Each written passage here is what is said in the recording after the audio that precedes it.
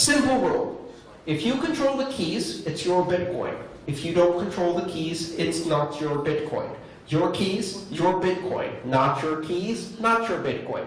Your keys, your Bitcoin. Not your keys, not your Bitcoin. Here's the problem.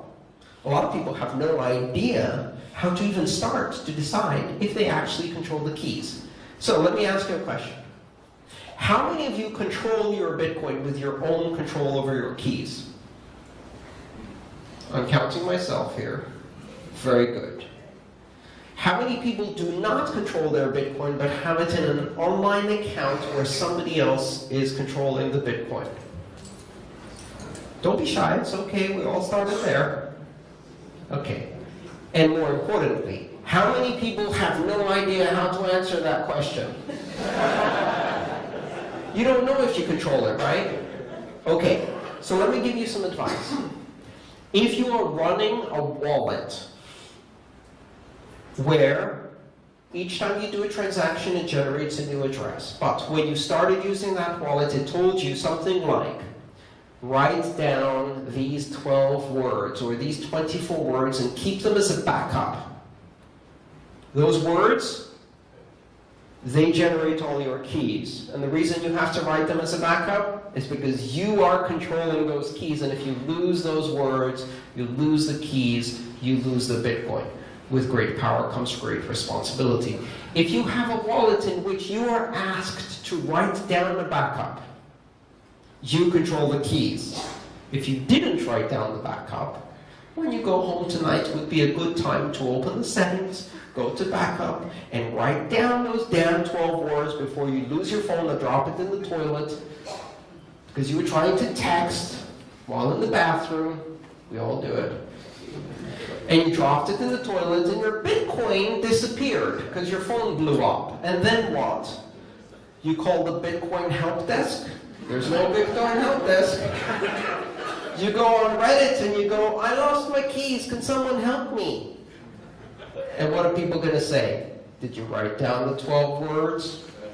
You didn't? Sorry for your loss. All right. So how do you know how to do a backup and how to control your own? Now, a lot of people don't know how to start, so I'm going to give you a very quick little tutorial on how to control your own keys. Okay? First of all, what is the most secure device you own? Not your laptop. Definitely not your laptop. How many here have Windows? My sincere condolences.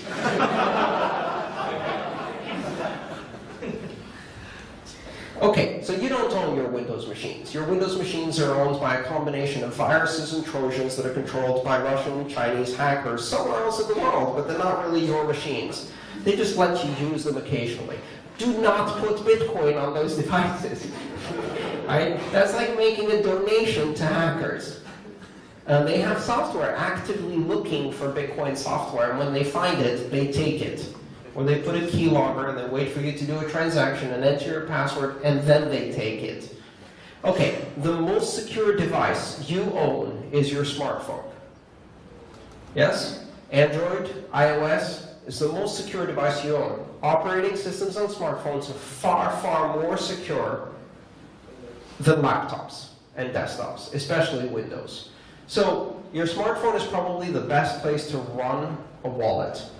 If you have a lot of money invested in cryptocurrencies or own a lot of Bitcoin, and the word a lot means different things to different people, but if you feel like it's a lot, like if right now I told you your Bitcoin has just been stolen, do you go, I'll get some more?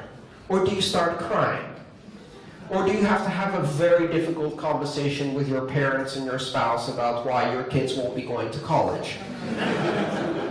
So those are variations in the word a lot of crypto, right? If you have a lot of crypto, more than you would be upset to lose, you should buy a hardware wallet. A hardware wallet is a USB device. I can recommend a couple of those. Ledger, Trezor, those are really good. BitcoinTrezor.com, Ledger.com, Keep Key. There's a bunch of others. They're a bit difficult to buy right now because apparently about 1 million people noticed that the Bitcoin price went up and decided to finally join this thing, and then all went out and tried to buy a hardware wallet, so they're out of stock. That's a good problem to have. But a hardware wallet is this little USB device which keeps your Bitcoin keys on a highly secure, special purpose device. Even if your computer is absolutely full of viruses and hackers, you can use that device securely because everything happens on the device and the device itself can't be attacked over USB, or it's almost impossible. So buy a hardware wallet. If you can't buy a hardware wallet, download software onto your smartphone. If you have iOS, I could recommend Bread Wallet, or Mycelium, or Copay, or Airbits.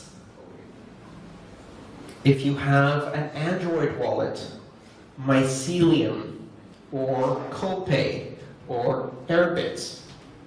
I don't work for any of these companies. I haven't taken money from any of these companies. They're just ones that I've used. They've been around for a while. I trust them to be much better than whatever else you're doing right now. Download those wallets, install them on your smartphone.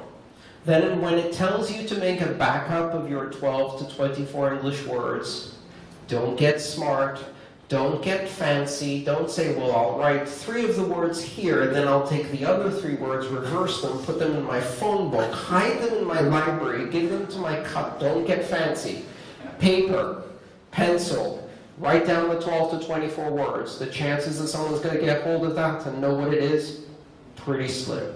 Put it in a drawer, lock it. Put it in a safe, lock it.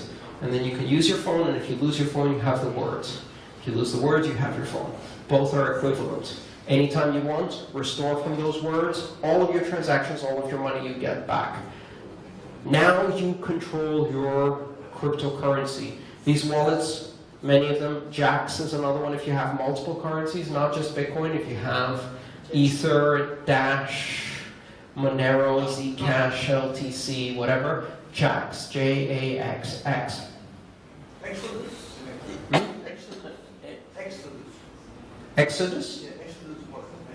Never heard of it. I don't know if it's a...